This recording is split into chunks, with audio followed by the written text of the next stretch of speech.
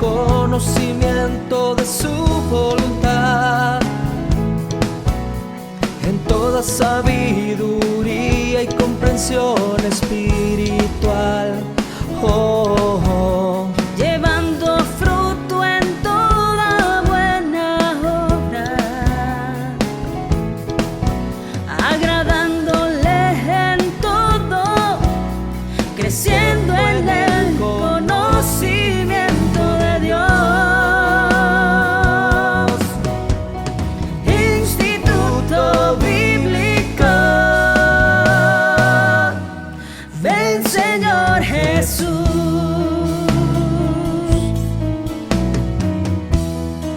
Estableciendo la cultura del reino con la palabra de Dios, instruyendo nuevos discípulos.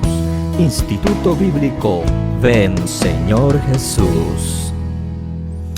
Hola, bendiciones amados hermanos, aquí te saluda el pastor Juan Carlos Lima y estamos ya en la clase número 3 de esta hermosa serie que le hemos titulado El Tabernáculo de Moisés.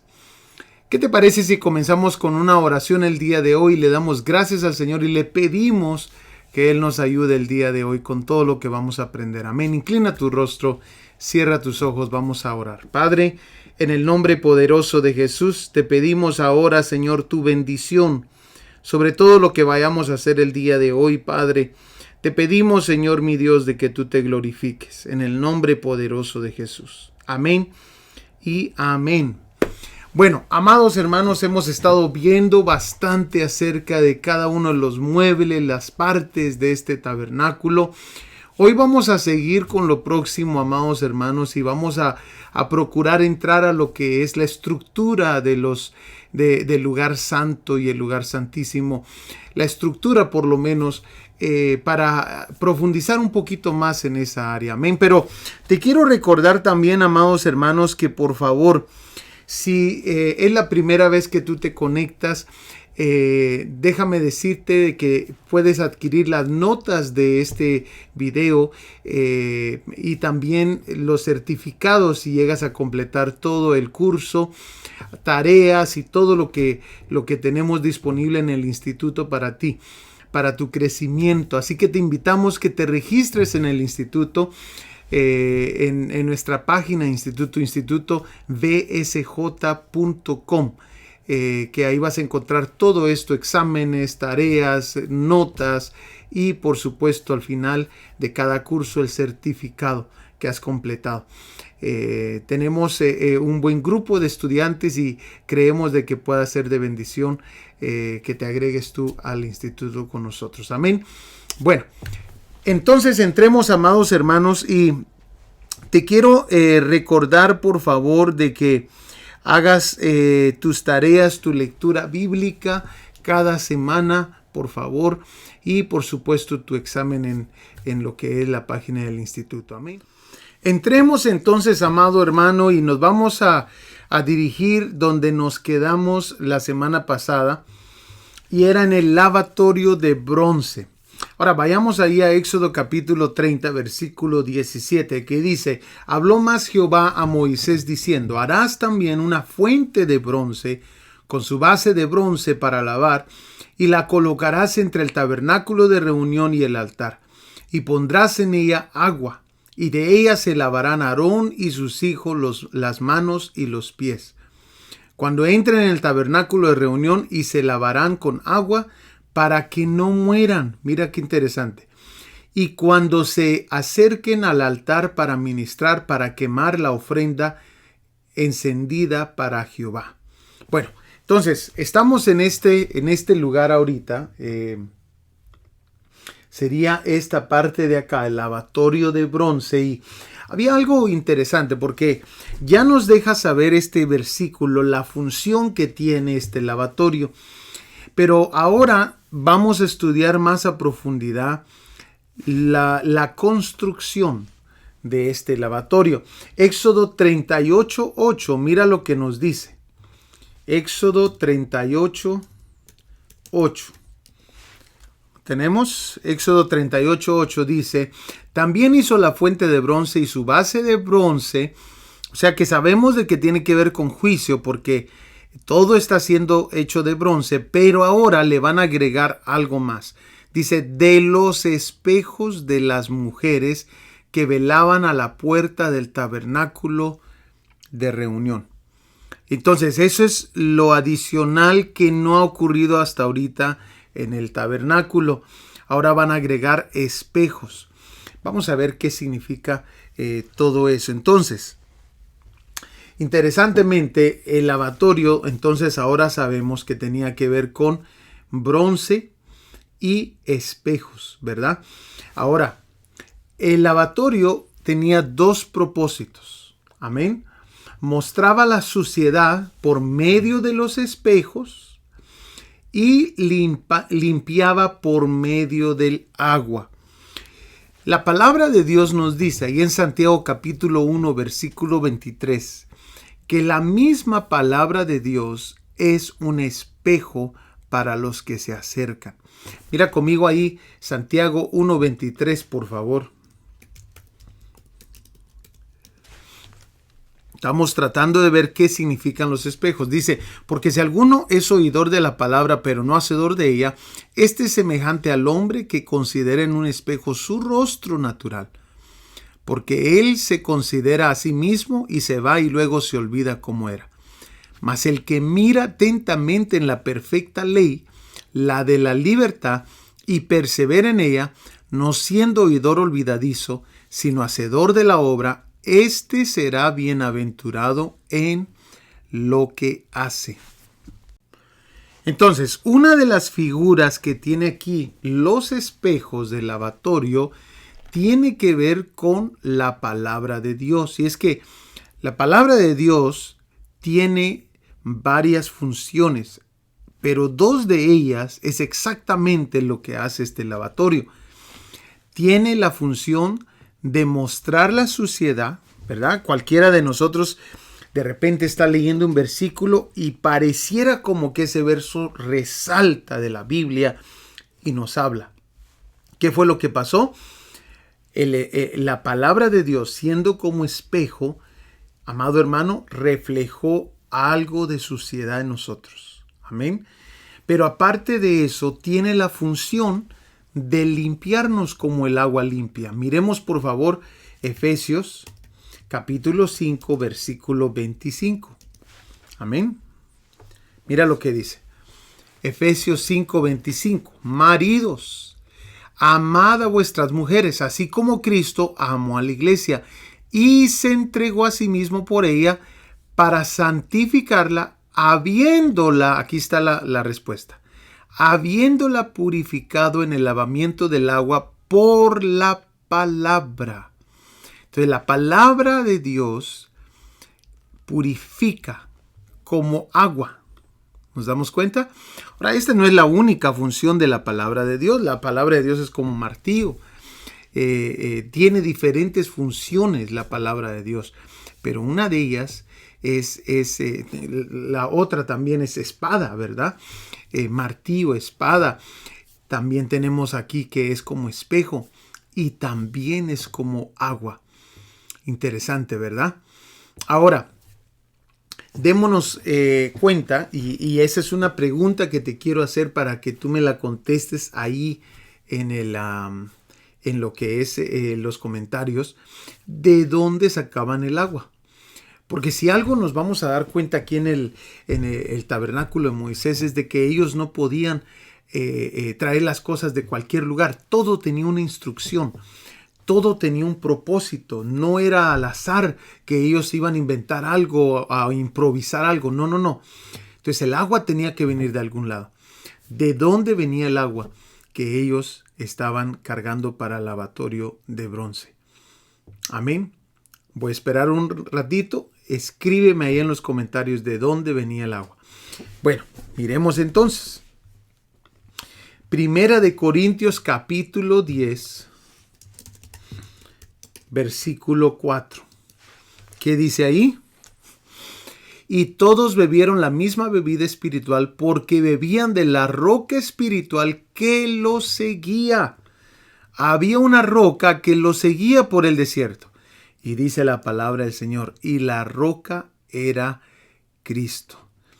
O sea, amado hermano, ellos no tuvieron necesidad de absolutamente nada. Allí estaba Cristo con ellos en cada paso que ellos daban. Igualmente ahorita, nosotros a veces sentimos de que estamos solos, sentimos de que nadie nos ayuda, pero la realidad del asunto es que nunca estamos solos, hermanos amados.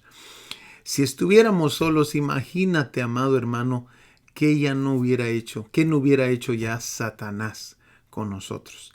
Pero porque el Señor ha acercado nuestras vidas, nuestras familias y todo lo que Dios nos ha prestado en esta tierra, es por eso que podemos decir que Jehová está con nosotros.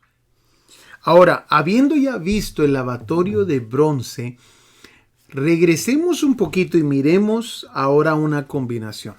Por ejemplo, en el altar del holocausto hay juicio contra el pecado, mientras que en el altar o el lavatorio de bronce, mejor dicho, el juicio es contra el yo.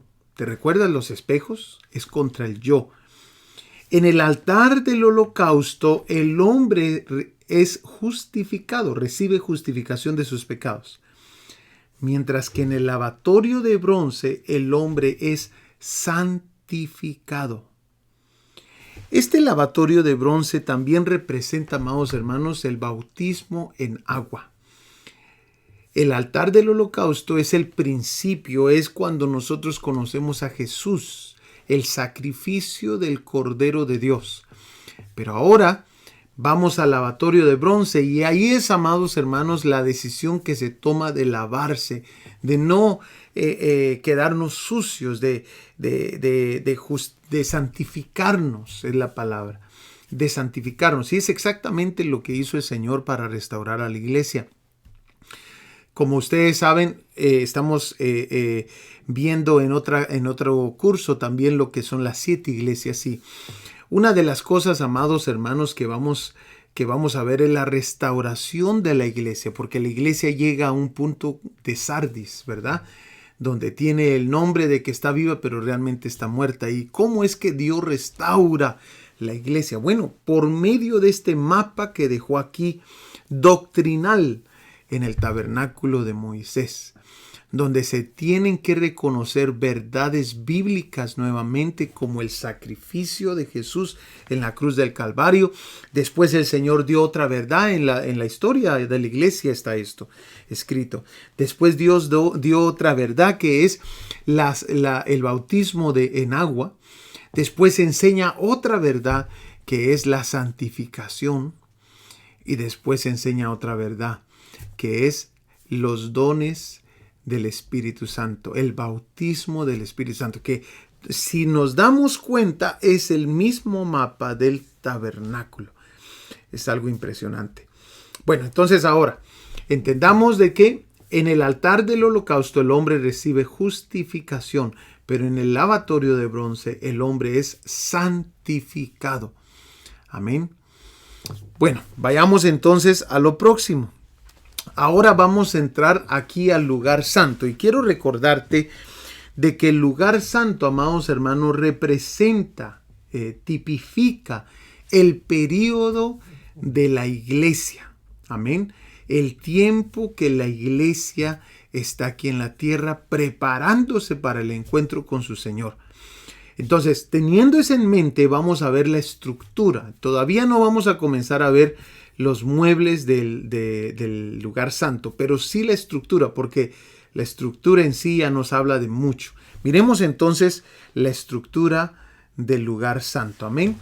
Vayamos ahí a Éxodo capítulo 26, versículo 16. Éxodo 26, 16, que dice: la longitud de cada tabla será de 10 codos, y de codo y medio la anchura.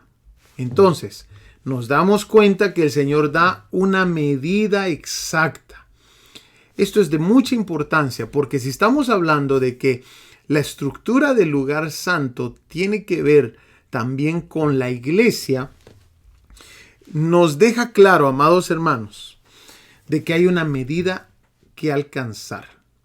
Ya está puesta la medida. Nosotros solamente somos responsables de cederle lugar al Espíritu Santo para que el Espíritu Santo nos lleve a esa medida. Mira lo que dice Efesios capítulo 4, versículo 13. Dice, hasta que todos lleguemos a la unidad de la fe y del conocimiento del Hijo de Dios, a un varón perfecto, a la medida de la estatura de la plenitud de Cristo. ¿Qué dice ahí? A la medida de la estatura. Amén. A la medida de la estatura de la plenitud de Cristo. A veces nosotros hacemos la tarea de medirnos entre nosotros mismos y decimos, bueno, si el hermano aquel es espiritual, pues yo le voy a alcanzar. Y qué grave error hacemos. Ya hay una medida. La medida la conoce bien el Espíritu Santo. Lo único que tenemos que hacer nosotros es cederle tiempo y lugar y espacio al Espíritu Santo. Segunda de Corintios capítulo 10 versículo 12 dice, porque no nos atrevemos a contarnos ni a compararnos con algunos que se alaban a sí mismos. Pero ellos, midiéndose a sí mismos y comparándose consigo mismos, carecen de entendimiento. Mira qué interesante ese verso. Entonces, ¿qué tenemos que hacer nosotros? Simplemente cederle al Espíritu Santo. Él conoce la medida exacta. Entonces, la estructura es muy importante porque nos deja claro, amados hermanos, que es de 10 codos de alto, ¿verdad? Y el número 10 nos habla en la Biblia de varias cosas. Una de ellas es prueba. Y es que, amado hermano, una de las formas que vamos nosotros a llegar a esa medida del varón perfecto es por medio de las pruebas. Constantemente van a estar viendo cómo está nuestro carácter. Constantemente van a estar supervisando, amados hermanos, el examen, la prueba, supervisándonos en medio de la prueba. Y es por eso de que el número 10 aquí no está puesto al azar. Es exactamente lo que necesitamos. Se nos va a ayudar a llegar a esa medida por medio de la prueba. Pero también el número 10 en la Biblia tipifica responsabilidad. Lo miramos ahí en las 10 vírgenes, ¿verdad? Todas se guardaron. Pero el número 10 tipifica responsabilidad. No todas fueron responsables. Esto habla, amados hermanos, del cristiano que quiere llegar a la medida del varón perfecto. Va a necesitar tomar responsabilidad.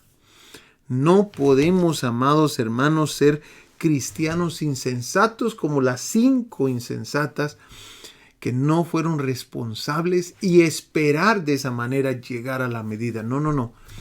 Porque es de mucha importancia que notemos que el número 10 aquí está con propósito, dándonos a entender algo, que vamos a necesitar pasar por pruebas y vamos a necesitar ser responsables en medio de esas pruebas y en medio del recorrido. Ahora, miremos, amados hermanos, que cada tabla tenía 2 espigas para unirlas una con la otra. Mira Éxodo capítulo 26, versículo 17. Dice, cada tabla tendrá 2 espigas para unirlas una con otra. Así harás con todas las tablas del tabernáculo. Pero interesantemente estas espigas, amados hermanos, esta palabra espigas viene del hebreo yad, que literalmente significa mano. Y este diccionario lo pone así, el diccionario de idiomas bíblicos. Dice, o sea, la parte del cuerpo humano de la muñeca a la punta de los dedos. O sea, amado hermano, como dando a entender que cada una de las manos, de las yad, de las espigas, estaba agarrada una con la otra por medio de esa base que tenían que poner. Esto es interesante, porque la base es de plata, ¿verdad? Y es interesante porque nos habla desde ya, nos habla de unidad. Amén.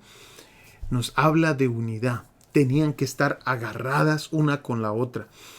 La iglesia de Cristo tiene que amarse con con aquel amor verdadero del Señor. Un creyente, amados hermanos, solitario, que no se congrega, realmente no ha encontrado el propósito de Dios, el plan de Dios. ¿Por qué? Porque el Señor fue el creador de la iglesia, el inventor de la iglesia. Vayamos ahí a Mateo capítulo 16, versículo 18 conmigo, por favor. Mateo 16, 18 dice así: yo también te digo que tú eres Pedro, y sobre esta roca edificaré mi iglesia. O sea, el que edifica la iglesia es Cristo. Sí, amado hermano, tú vas a encontrar muchísimos errores. Vas a encontrar ahí gente imperfecta. Vas a encontrar a gente de que está en trabajo, que está siendo procesada. Vas a encontrar de todo tipo de gente nueva, gente ya de muchos años. Pero lo que también vas a encontrar ahí es que en medio de esa gente se está moviendo el Espíritu de Dios. En medio de esa gente está trabajando la mano de Cristo, edificando a cada uno de ellos. Por eso nosotros necesitamos amarnos. Mira, por favor, Primera de Juan, capítulo 4, versículo 7 en adelante. ¿Lo tenemos? Dice: amados, amémonos unos a otros, porque el amor es de Dios. Todo aquel que ama es nacido de Dios y conoce a Dios. El que no ama no ha conocido a Dios, porque Dios es amor. Por esto se mostró el amor de Dios para con nosotros, en que Dios envió a su Hijo unigénito al mundo, para que vivamos por Él. En esto consiste el amor, no en que nosotros hayamos amado a Dios, sino en que Él nos amó a nosotros y envió a su Hijo en propiciación por nuestros pecados. Amén. Versículo 12. Nadie ha visto jamás a Dios. Si nos amamos unos a otros, mire lo que dice: Dios permanece en nosotros y su amor se ha perfeccionado en nosotros. Entonces, viendo esto que estamos saboreando el día de hoy, que estamos contemplando, amados hermanos, es importante que nosotros aprendamos a amarnos. Amén. Primera de Juan 4:20. Vayamos ahí a Primera de Juan 4:20. Dice así: si alguno dice yo amo a Dios y aborrece a su hermano, es mentiroso. Pues el que no ama a su hermano a quien ha visto, ¿cómo puede amar a Dios a quien no ha visto? Y nosotros tenemos este mandamiento de Él: el que ama a Dios, ame también a su hermano.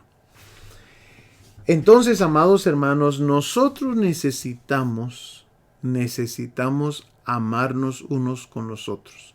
Debe de existir una unidad.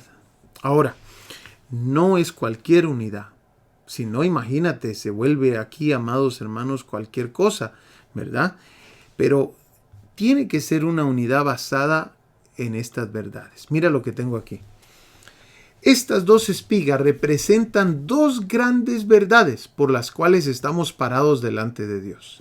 La primera es: Cristo murió por nuestros pecados. Y la segunda: Cristo resucitó al tercer día. Si cada uno de nosotros sostenemos estas verdades, amado hermano, la tenemos hecha.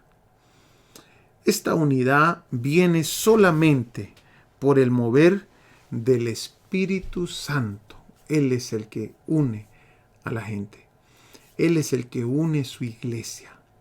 Cuenta la historia, amados hermanos, un misionero muy amado de esta congregación. Y él cuenta la historia de que ellos tenían un micrófono en medio del culto, en medio del templo. Tenían un micrófono para que aquellas personas que tenían una profecía pudieran pasar. Pero en esta ocasión, dice el pastor, dice el misionero, no pasó a alguien a dar profecía, sino que alguien agarró el micrófono para pedirle perdón a una persona. Era algo inusual, no lo habían hecho antes. Y entonces, amados hermanos, viendo la valentía a otras personas de tomar el micrófono y pedir perdón, pasó otra persona y pidió perdón a alguien más por medio del micrófono.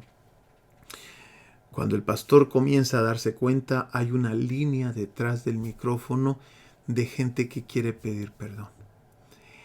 De repente, amados hermanos, al comenzar a poner por obra la palabra de Dios, el Espíritu Santo descendió sobre esa congregación.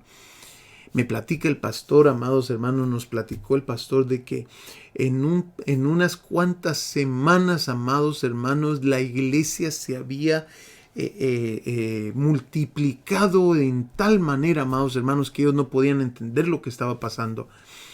Pero todo comenzó cuando comenzaron a pedir perdón, cuando comenzaron a amarse de corazón, ignorando las ofensas que habían.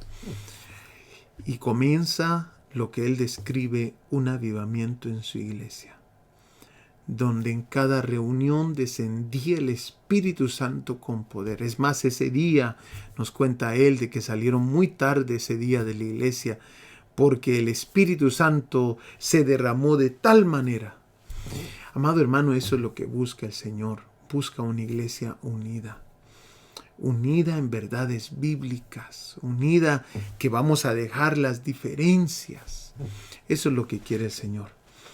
Entonces, ahora vayamos por favor a Éxodo capítulo 26, versículo 26. Éxodo 26, 26 dice: harás también 5 varas de madera de acacia para las tablas de un lado del tabernáculo, y 5 varas para las tablas del otro lado del tabernáculo, y 5 varas para las tablas del lado posterior del tabernáculo al occidente. Y la barra de en medio pasará de en medio de las tablas de un extremo al otro. Esto tipifica, amados hermanos, definitivamente los 5 ministerios. Los 5 ministerios que el Señor le ha regalado a la iglesia, que traspasa cada uno de esta estructura. Y amados hermanos, Efesios capítulo 4 versículo 11 nos dice: y Él le dio a algunos el ser apóstoles, a otros profetas, a otros evangelistas, a otros pastores y maestros, a fin de capacitar a los santos para la obra del ministerio, para la edificación del cuerpo de Cristo. Es exactamente lo que estamos hablando acá. La edificación del cuerpo de Cristo. Ahora, por si nos queda todavía alguna duda de lo que estamos viendo aquí en esta figura de las tablas, vamos a quitar todo tipo de duda con esta próxima slide. Éxodo 26, 18 dice: harás pues las tablas del tabernáculo 20 tablas al lado del mediodía al sur. También al otro lado 20 tablas. Después 6 tablas. Y por último 2 tablas. Esto no me lo estoy inventando. Tú lo puedes leer, ahí te lo pongo en los versículos. Amado hermano, da un total de 48 tablas. ¿Qué tiene que ver el número 48 en medio de todo esto? Esto es precioso. El número 48 fueron, amados hermanos, las ciudades levitas que Dios le pidió a Josué que apartara para los levitas. Esto significa, amados hermanos, que era un terreno para sacerdotes. Hay un versículo que dice que Dios nos constituyó reyes y sacerdotes, pero en las versiones en el español del Nuevo Testamento está mal traducido. Es realmente un reino de sacerdotes. Que eso es exactamente, porque viene del Antiguo Testamento ese verso. El contexto está ahí en el Antiguo Testamento. Y en el Antiguo Testamento dice un reino de sacerdotes. Es más, algunas versiones ya lo cambiaron a un reino de sacerdotes. Cada vez que decimos que somos reyes y sacerdotes, hermanos, ya ni podemos entrar al templo, ¿verdad? Porque venimos con la cabeza bien grande que somos reyes, pero no. La Biblia dice, amados hermanos, que somos un reino de sacerdotes. Y exactamente eso es lo que está mostrando aquí. Y los has hecho un reino y sacerdotes. Apocalipsis 5:10, la Nueva Biblia de las Américas, lo dice de esta manera. Y los has hecho un reino y sacerdotes para nuestro Dios, y reinarán sobre la tierra. Ahora, tenía dos tipos de materiales. Bueno, más, ¿verdad? Tenía la madera, por supuesto, pero aparte tenía el oro, que tipifica pureza y tipifica la naturaleza divina. Quiere decir, amado hermano, de que nosotros tenemos que vivir en pureza, pero también tenemos que saber que el oro tipifica la naturaleza divina, o sea, dando a entender que el Espíritu Santo está en medio de su iglesia y tenemos que vivir de tal manera. Pero ahora también, amados hermanos, en el fundamento, en las bases estaba la plata, que tipifica redención. Mira qué hermoso. Arriba de toda esta estructura, amados hermanos, estaban las cortinas. Las cortinas, y con esto terminamos. Las cortinas también tienen mucho que hablarnos, mucho que mostrarnos. Dice Éxodo capítulo 26, versículo 1. Harás el tabernáculo de 10 cortinas de lino torcido, azul, púrpura y carmesí.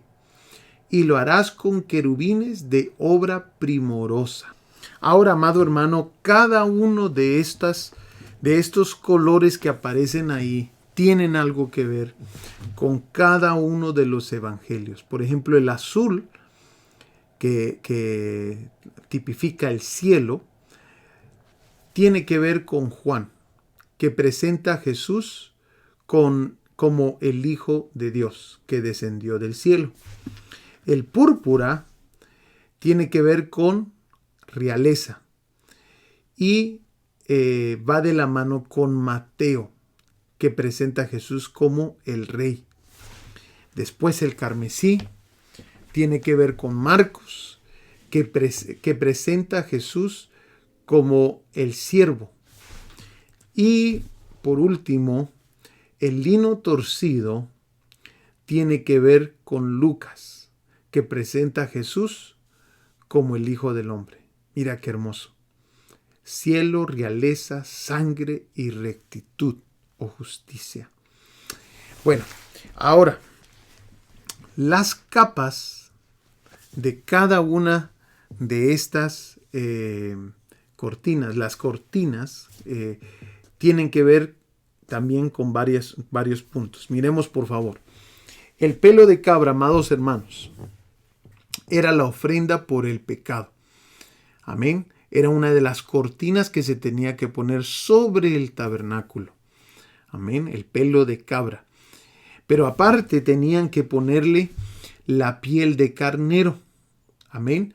Y esto representa la sustitución. Recordémonos que el carnero fue lo que Abraham sustituyó por su hijo. Amén. Sustitución.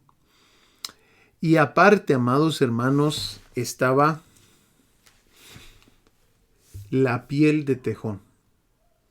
Amén. La piel de tejón tipifica protección y cobertura. Ahora, algo interesante acerca de la piel de tejón. Yo no sé si tú sabes, pero en algún momento yo me pregunté por qué piel de tejón, si cuando miro la piel de tejón, que era la capa exterior, la que todos iban a ver, es la más fea de todas. Y uno se pregunta, pero ¿por qué el Señor escogió la piel de tejón? Pero cuando estudiamos al tejón, que yo me puse a estudiar al tejón, el tejón tiene varios puntos muy interesantes. Por ejemplo, su comida favorita es la miel. Ese es un punto muy interesante porque la palabra de Dios es como miel, ¿verdad? Otra de las cosas es que mata serpientes, come serpiente. La serpiente es figura del mal, de espíritus malignos. Y el tejón los mata.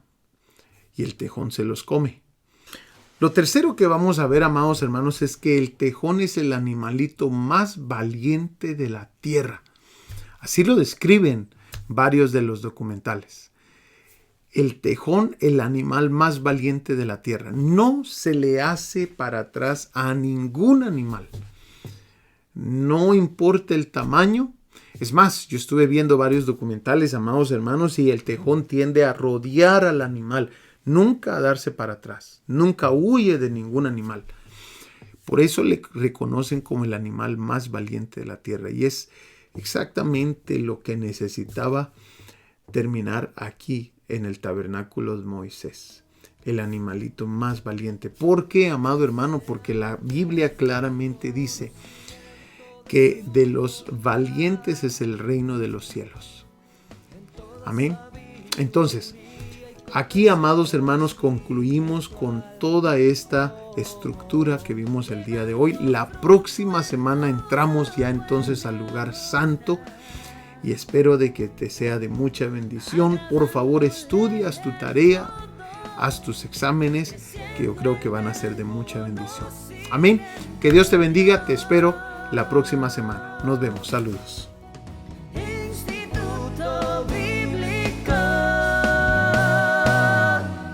Ven, Señor Jesús.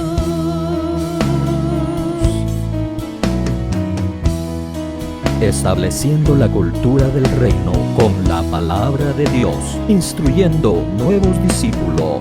Instituto Bíblico, ven, Señor Jesús.